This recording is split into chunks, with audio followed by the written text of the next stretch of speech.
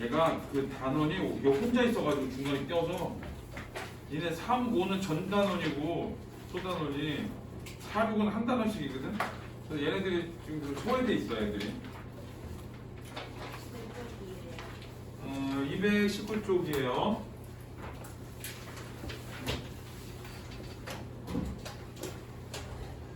책부터 피는 게 없어.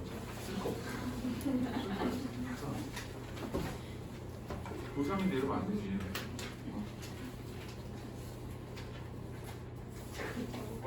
원장님이 지난주에 나한테 오시더니 내년에 내가 누구 할까? 그리고 내가 싫어하는 학교 다 얘기했어. 여기 그랬더니 난 보고 알았다. 그럼 갔어. 그래서 내가 하고 있다가 내년에 봐서 넘어가는 애들은 내가 싫어하는 애들이야. 그래서 몇 군데 넘긴 학교 있어. 2학기 때.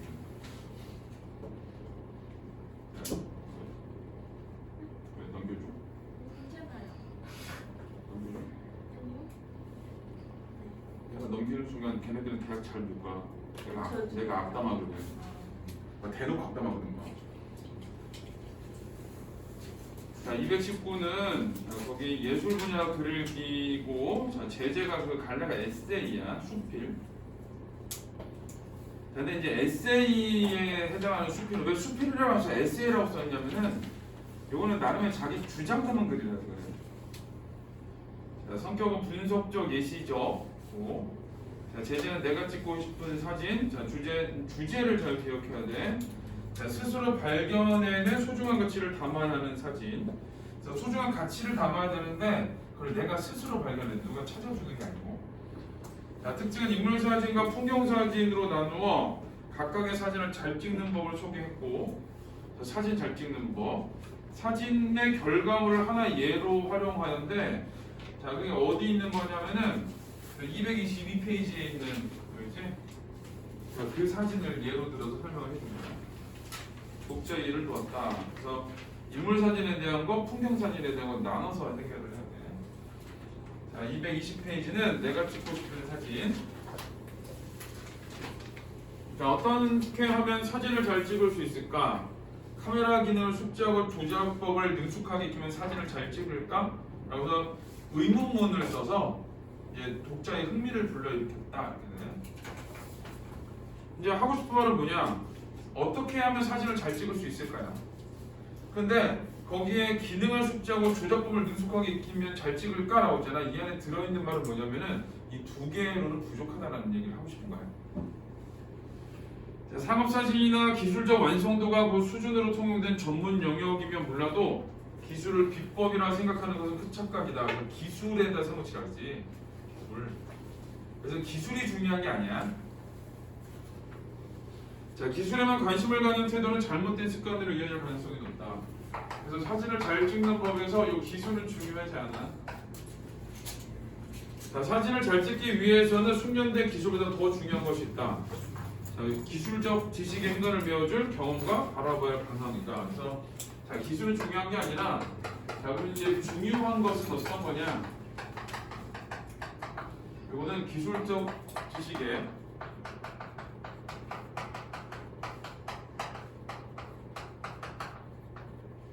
행간을 배워줄 경험과, 그러니까 경험이지, 경험. 그 다음에 바라보아야 할 방향.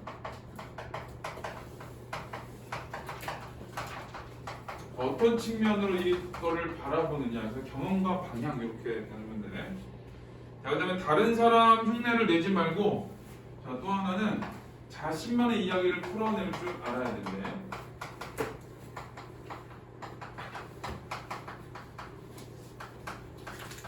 풀어낼 줄 알아야 돼. 그래서 이제 세 가지지. 경험, 방향, 자신만의 이야기.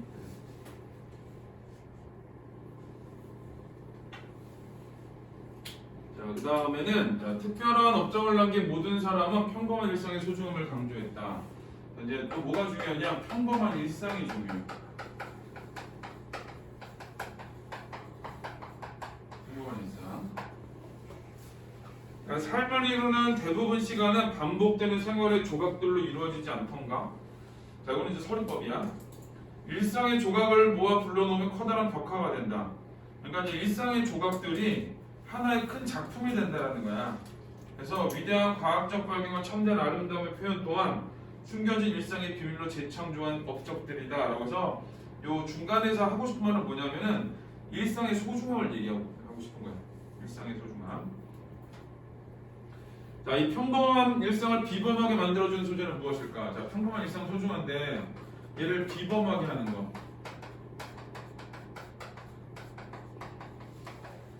여기 이제 사람이야. 사람. 미국의 한 잡지에서 일반인을 대상으로 하여 어떤 사진을 가장 많이 찍는지 조사했다죠. 이거는 이제 인용한 거고. 그래서 신뢰성이 확보됐다 그랬는데 좀 부족하기는 한데 그래도 일단은 미국의 한 잡지라고 했으니까.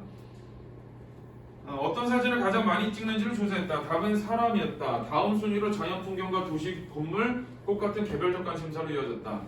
물론 우리나라도 크게 다를 바 없다. 우리에게 사람보다 더 큰 관심사가 있을 수 있을까? 서리법이야. 그래서 사람이 가장 큰 관심사다 하는 거야. 얘가 가장 큰 관심사.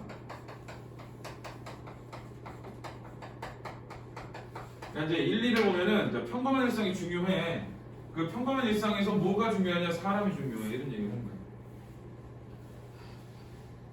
자, 그 다음에 3문단. 우리가 잘 찍었다고 느끼는 사진도 결국 사람 사는 모습의 진솔함을 담은 사진이다. 그래서 요거를 토대로 잘 찍은 사진이 뭔가를 보여준 거지.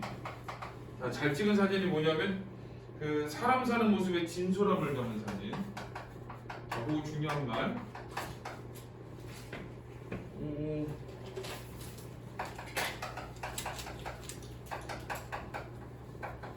자, 이 사람 사는 모습의 진솔함이 담긴 사진. 자, 그 다음에 이제까지 많은 사진을 찍어봤지만 끝내 질리지 않는 사진은 사람을 담은 작품이다. 갈등이 있지만 화해와 사랑을 이겨낸 인간의 삶이야말로 사진이 표현하고 싶은 가장 매력적인 주제이다. 그래서 이 사람 사는 모습에 진솔함이 담겨 있는데, 자, 그 중에서도 이 가장 매력적인 주제를 얘기를 했는데, 자, 이 가장 매력적인 주제는 어떤 거냐? 화해와 사랑으로 갈등을 이겨내는 거야. 화해와 사랑으로 자, 갈등을 이겨내는. 자, 이건 인간의 삶, 요거를 얘기하는 거야. 자, 좋은 사진이 주는 위안과 격려는 바로 인간에게서 비롯되었다. 그래서 인간이 담긴 삶, 이런 걸 통해서 이제 뭐를 얻게 되는 거냐면은 위안과 그 다음에 격려, 요거를 받을 수 있다. 위안과 격려를 받는다.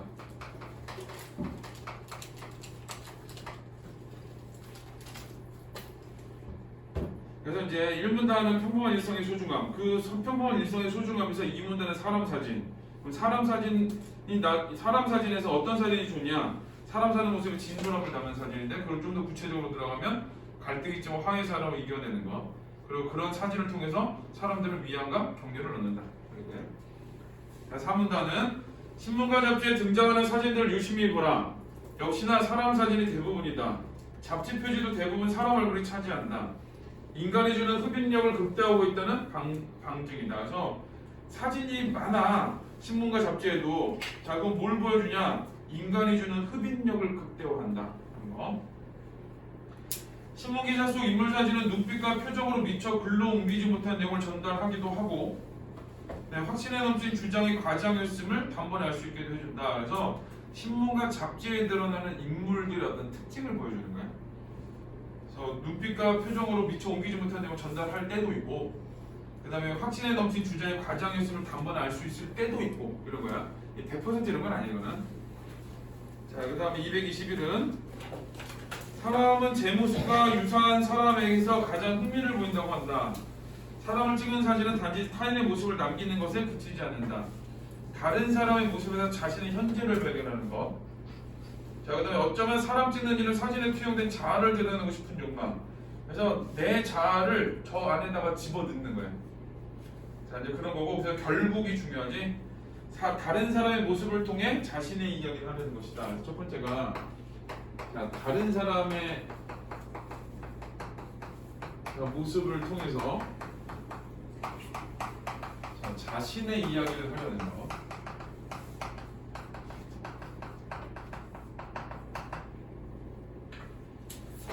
자, 그 다음에 또한 사람을 찍는 데는 소통의 간절함을 드러낸다. 두 번째는 소통의 간절함.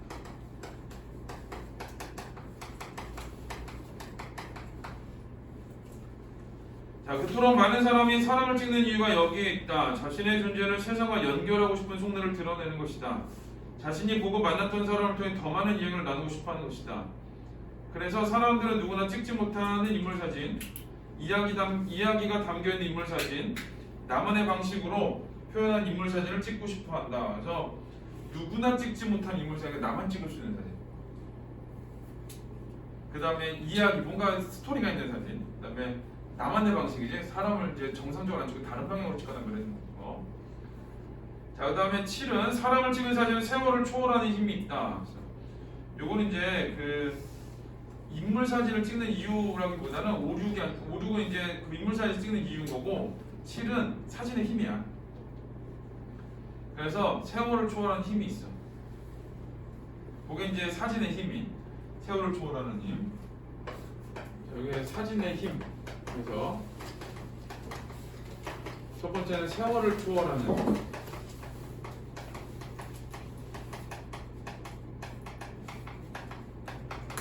힘이 있다는 거. 자, 시간이 흐르는 동안 온갖 기억들이 사진에 덧입혀져 사진의 면이 더 다양해지고 깊어진다. 그러니까 시간이 흐르면서 거기에 기억이 계속 더해진대.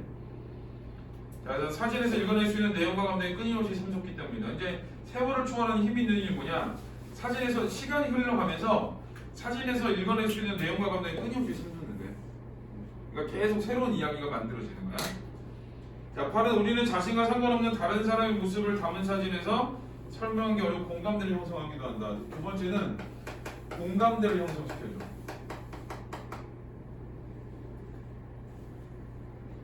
자, 내가 찍은 소년의 모습에서 자신의 어린 시절 모습을 떠올리는 것처럼 말이다. 첫 키스에 떨리는 순간을 담은 연인의 사진, 스포츠 경기에 환호하는 사람들의 사진 등 열거했고, 인간사의 모든 드라마는 나에게도 일어나거나 일어날 개연성이 높다. 그래서 공감대를 형성하는 이유를 얘기한 거야.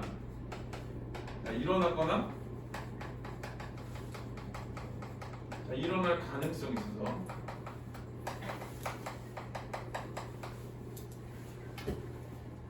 이제 그 일어날 가능성이 이제 개연성이라고 얘기를 해. 개연성이고, 그 다음에 9는 우리는 우리가 살고 있는 어제와 오늘이 크게 다르지 않다고 생각할지 모른다. 하지만 어제 겪었던 일들은 결코 오늘 다시 일어나지 않는다. 지하천안은 늘 혼잡하지만 타고 있는 사람 모두 새로운 사람들 아니던가. 그렇게 바로 지금 벌어지는 삶의 순간을 프레임 속에 고정한 사진의 강렬함은 인상적이다. 사진은 순간을 잘라낸 과거의 시간과 행동을 현재로 돌려놓는다. 그러니까 사진은 과거의 모습이거든. 근데 그거를 지금 내가 보고 있는 거지. 자, 이미 지나간 시간의 비밀을 다시 확인하는 놀라움은 크다. 미쳐보지 못한 많은 것들이 자, 시간 속에 여전히 남아있기 때문이다. 라고 해서, 자, 이거는 자, 네 번째 줄에 보면은 지금 벌어지는 삶의 순간을 프레임 속에 고정한 사진의 강렬함이 인상적이다라고 했지. 자, 그럼 이제 어떤 그 사진의 강렬함이야. 사진의 강렬함. 자, 세 번째는 이 삶의 순간인데, 자, 삶의 순간의 강렬함. 자, 이거를 이제 보여주는 거야. 자, 이토록 매력적인 소재인 인물을 사진가들이 놓칠 리가 없다. 그래서 이를 아는 사진가들은 먼저 무엇보다 사람의 초점을 맞는다. 그래서 이제 그 다음에는 사람 사진 찍는 법이 나오는데,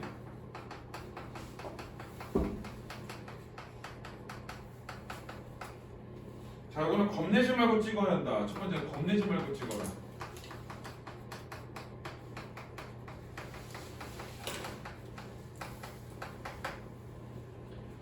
자, 사람이라는 소재는 마르는 일이 없다. 그러니 사람들에게 카메라를 들어라. 그리고 사람에 대한 애정을 가지고 사람을 찍어라. 그래서 두 번째는 사람에 대한 애정을 갖고 찍으래.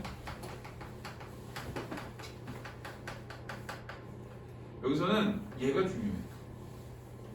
사람에 대한 애정을 갖고 찍어야지 그 사진이 좋게 나와. 그래서 어떤 태도와 관련된 걸 찾으면 대상에 대한 태도와 관련된 게 이거예요. 이건 사진 찍을 때 태도고.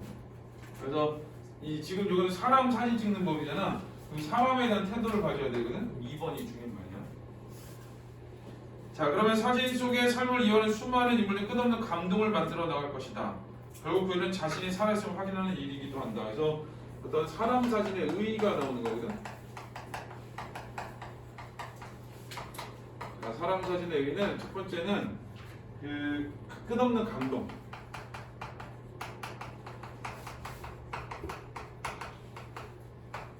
자, 두 번째는 살아있음을, 자신이 살아있음을 확인하는 거. 자, 두 가지가 이제 사람 사진의 의의인 건데.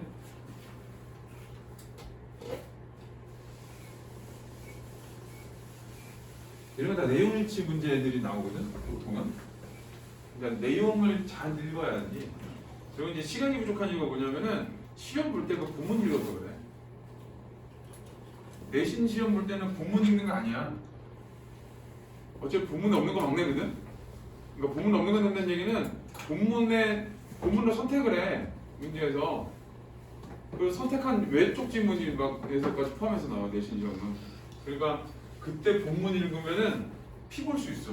그래가지고 시간 모자라는 이유가, 이게 외부 지문 냈을 때 시간 모자라는 이유가 그거야. 교과서 본문 읽고 있어서. 그래서 그걸 빨리빨리 풀고 넘어가야 돼. 빨리빨리 풀고 넘어가고 그 다음에 외부 지문 풀어야 되거든. 근데 그걸 안 해가지고 교과서를 쌩까지. 자꾸 읽어봐야 돼, 이거는 독서는. 자, 그 다음에는 자 222쪽. 한편 우리가 인물 사진만큼 많이 찍는 사진이 있다. 바로 풍경 사진이다. 이번엔 이제 풍경 사진.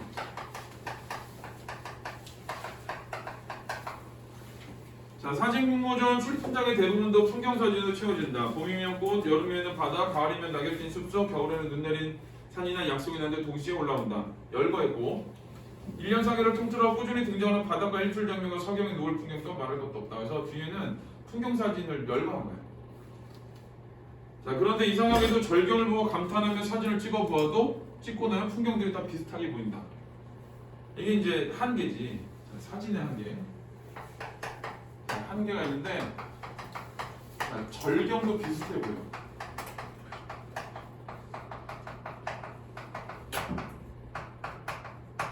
그 다음에 자연 풍경을 정밀한 묘사력으로 재현하더라도 실제 감동에 미치지 못한다. 두 번째는 그 실제 감동에 미치지 못한다.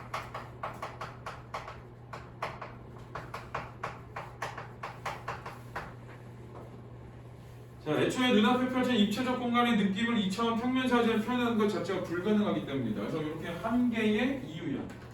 자, 요거 이제 이유는 입체를 평면으로 표현했기 때문에 그래.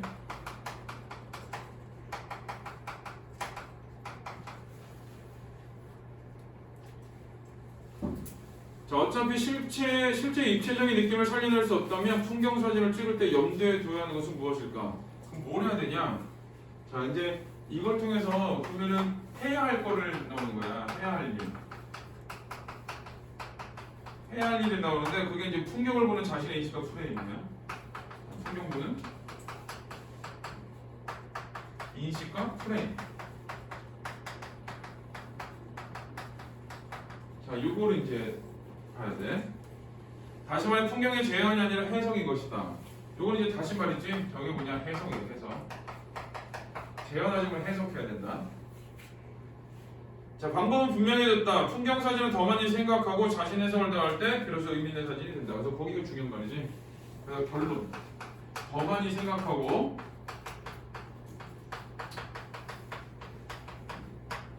자, 자신의 해석을 더 해야 된대.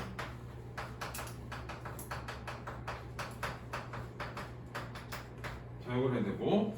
자, 3번은 오른쪽의 사진은 한 누리집의 사진 공모전에 출품된 사진이다. 이 사진을 보고 나는 도시와 그 속에 살고 있는 우리는 사람들에 대해 많은 생각을 하게 되었다. 일단은 사진 자체에 대한 얘기가 아니라 도시와 사람들의 이야기를 먼저 해. 도시의 모습은 하루가 다르게 변해간다. 익숙했던 풍경이 어느새 낯설게 변해버려 당혹스러움을 느끼는 순간이 한두 번이 아니다. 혹은 서로 다른 동네였는데 똑같은 모양의 건물이 들어서 같은 동네로 착각하기도 한다. 내가 있는 곳이 어디인지 분간되지 않은 획일화된 건물 사이를 걷다 보면 나도 모르게 울컥할 때가 있다거든. 자, 이거는 뭘 얘기한 거냐면 사진에 대한 얘기가 아니라 도시와 사람들에 대한 얘기야. 여기 조심해야 돼. 사진 얘기 아니야 이거. 자, 그러면 사진 얘기는 사문단의 사진 얘기야. 사진 속 골목은 비교적 옛 모습을 간직하고 있다. 그 골목에 한방눈이 내린다. 주먹만한 크기의 눈발이 나리는 골목은 왠지 익숙하면서도 한편으로 초현실적으로 느껴진다. 사면이 막힌 골목 저편에는 붉은 벽돌 먼머리에 성체처럼 굳건하게 버티고 있어 어쩐지 현실에 존재하지 않는 공간처럼 보이기 때문이다. 그래서 저기 익숙하면서 초현실적으로 느껴진다 그랬잖아. 이거는 이제 사진을 분석하는 거거든. 자, 사면이 막힌 골목이 있고, 자, 붉은 벽돌 건물이 있고, 자, 그게 마치 현실에 존재하지 않는 것처럼 보인다. 그래서 이제 초현실적이야. 그만큼 사진의 분위기가 독특하고 눈 내리는 순간이 실제감 있게 표현되었다. 이건 실제감인 거지. 그러니까 뭔가 익숙해 보여. 근데 저쪽에 건물이나 모습은 현실처럼 안 보이는 거야. 관념의 사진이 아닌 구체적 실체 사진이 할 만하다. 누군가 찍었던 방식을 따라한 식상함이 없다라고 했어. 그래서 여기 이제 사진에 대한 내 어떤 그 감상이야. 사진에 대한 감상이 일단 첫 번째는 익숙하면서 초현실적이다. 그 다음에 독특하고 실제감 있게 표현됐다. 그 다음에 구체적 실체 사진이다. 그 다음에 식상함이 없다. 이렇게 돼. 사진의 특징. 자, 다음 페이지 보면 이 사진을 보고 아름답고 낭만적인 공간이라 느끼는 사람이 있고 오히려 고단한 삶의 현장을 찾은 듯한 인상을 받은 사람도 있을 것이다. 그러니까 이제 해석은 다양할 수 있어. 중요한 것은 사람이 한 명도 등장하지 않은 이 사진에서 사람의 흔적과 채취가 물씬 느껴진다는 것은 여기 이제 다섯 번째 감상이야. 사람이 없는데 사람의 채취가 느껴져. 사진을 찍는 이의 마음을 오롯이 남게 마련이다. 만나보지 않았어도 이 사진을 찍은 사람은 분명 일상을 소중하게 여기는 사람일 것이다. 그래서 이제 이 사진을 보면서 내 감상을 토대로 해서 이 찍는 사람에 대해서 생각을 한 거야. 일상을 소중하게 여기는 사람일 것이다. 이렇듯 모든 것은 대상이 아니라 찍는 사람에 따라 결정된다. 여기 찍는 사람에 따라 결정된대. 사람들은 사진을 찍을 때 사물의 외피를 옮기는 것뿐만 아니라 내면의 본질을 담아내기를 소망한다. 이건 이제 조심해야 될 게 껍데기도 외피, 겉모습도 드러내지만 이 내면의 본질까지 드러내고 싶은 거야. 이 두 가지가 다 드러나야 돼. 사진에는. 그러려면 원하는 느낌과 분위기가 담길 때까지 미세한 점을 놓치지 말아야 한다. 이때 찍는 사람의 모든 역량이 동원된다.